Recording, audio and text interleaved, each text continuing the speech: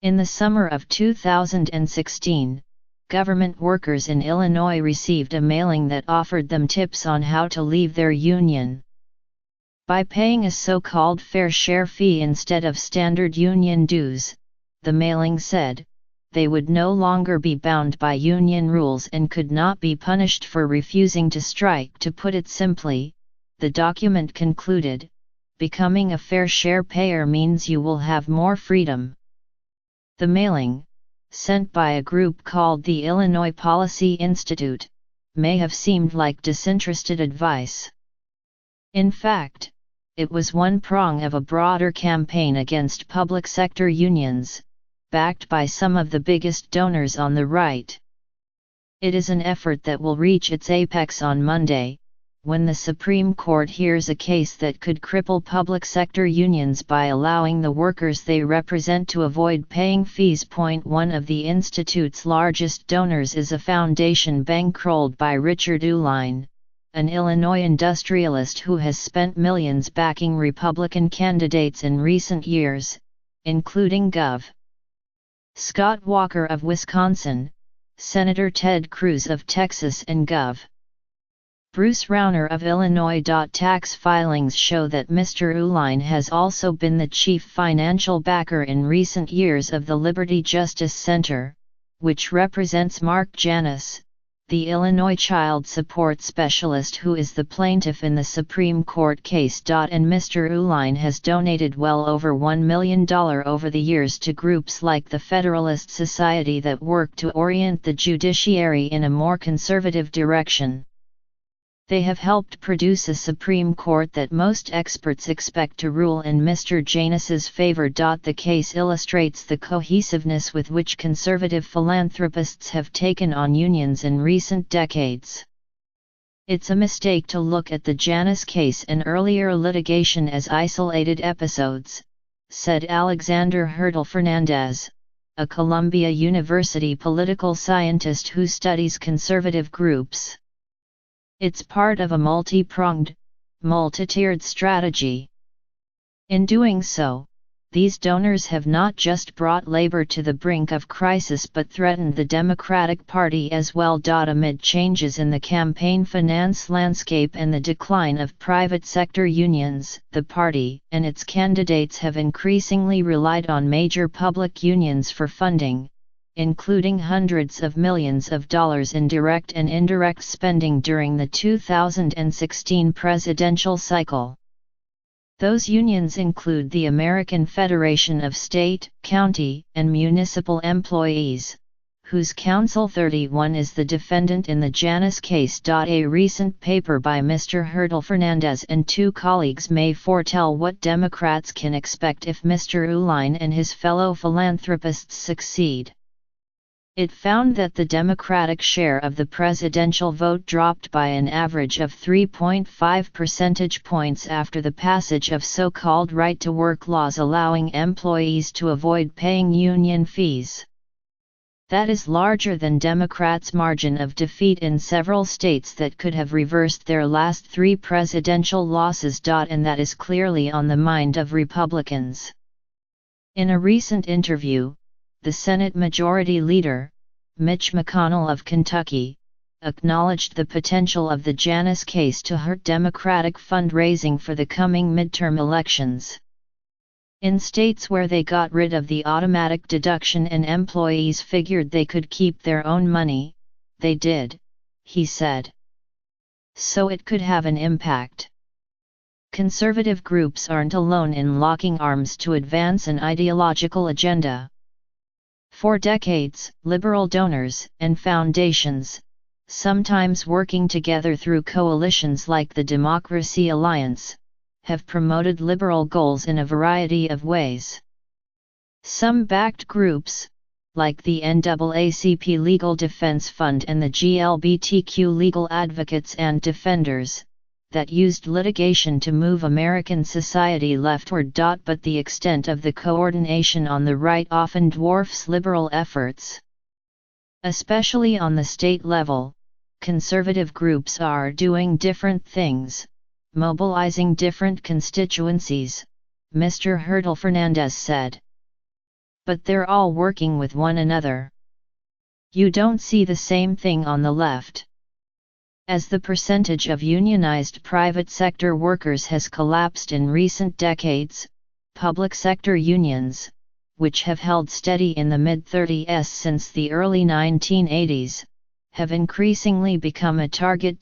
Conservatives chafe at the union's political influence, which they believe not only props up the Democratic Party but also drives up government spending and skews public policy on issues like education. In 2011, Wisconsin rolled back the right of most public unions to bargain over anything other than wages and eliminated the requirement that non-members pay fees.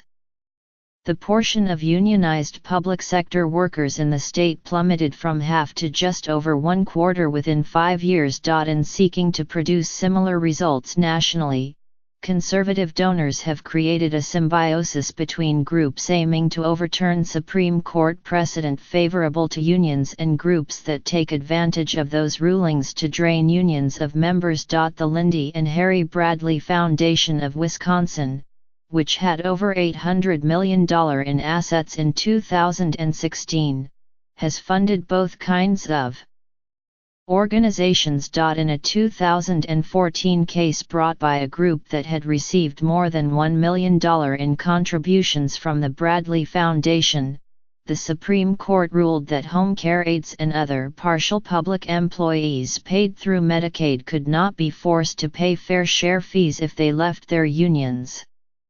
Unions say these fees, typically about 80% of standard dues, are necessary to compensate them for representing non-members in bargaining and grievance proceedings. Then in 2016, the court heard a case, Friedrichs v.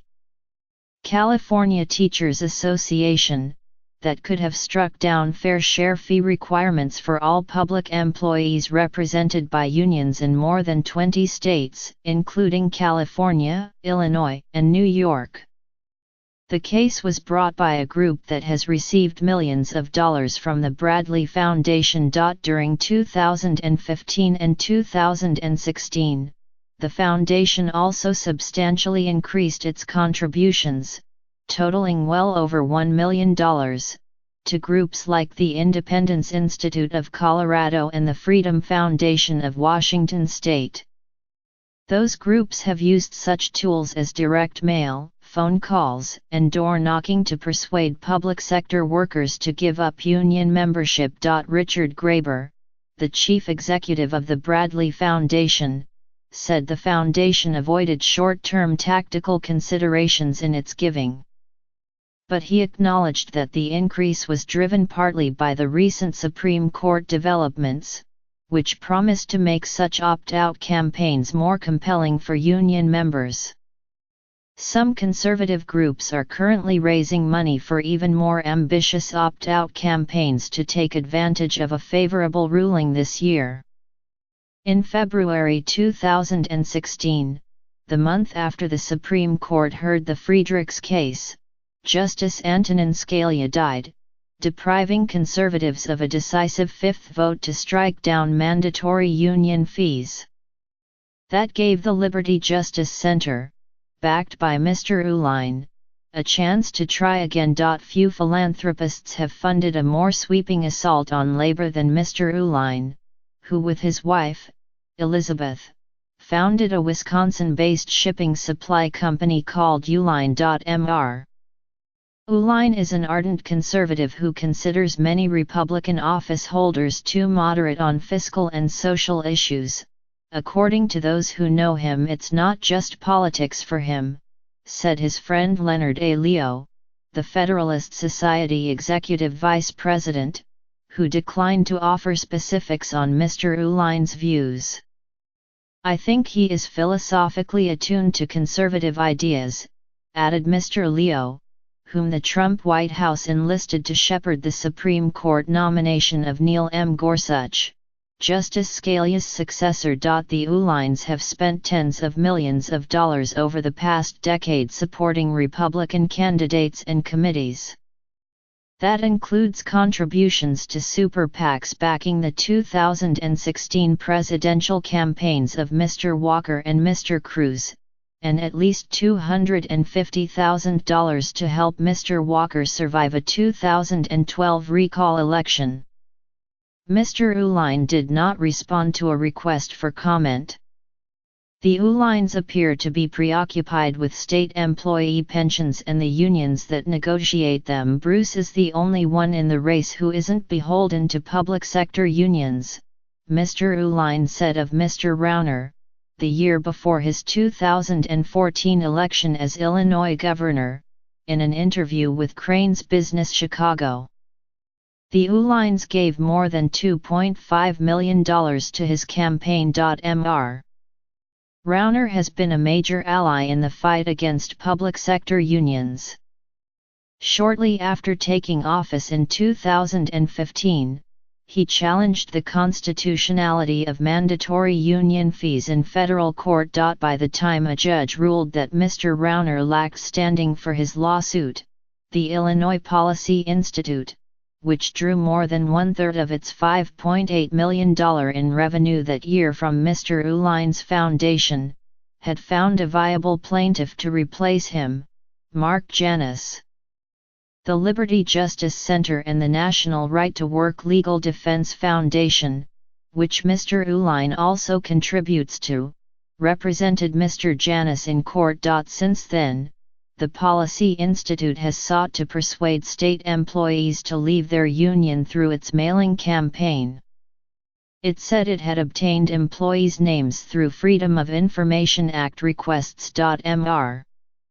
Rauner's administration has amplified the Institute's message, and vice versa. In an August 2016 email to state workers, the administration highlighted a benefit of giving up union membership and urged workers to visit a website that would help them do so. The Policy Institute soon promoted the same website and provided similar guidance in its mailings to state workers. Mr. Uline's foundation has supplemented these efforts by supporting a nonprofit called Think Freely Media, which uses storytelling techniques to champion free market ideas, including right-to-work laws. The Uline Foundation contributed more than $1.5 million to Think Freely from 2014 to 2016, the last year for which tax records are available. At the center of this network is a longtime conservative activist named John Tillman, who serves as the chief executive of the Illinois Policy Institute as well as the chairman of the Liberty Justice Center and Think Freely Media. In an interview, Mr. Tillman, who managed a call center earlier in his career and talked up his marketing-centric approach to promoting free enterprise, said the Institute is fighting the enormous power of union leaders but is not anti-union per se. In the late 1800s, early 20th century, business owners had all the power, and workers had very little power, he said. Unions and collective bargaining emerged as a way to level the playing field. I think it was an amazing story of success. But in other contexts, Mr. Tillman has been less conciliatory. In a fundraising solicitation by the Policy Institute in December, Mr. Tillman claimed credit for helping more than 2,600 workers leave their union, resulting in a loss of $1.2 million in union revenue. It's time for Illinois to throw off the shackles of big labor and big government, he wrote. When you and I look around Illinois and see the devastation the union-dominated status quo has inflicted, he continued, we simply have no choice.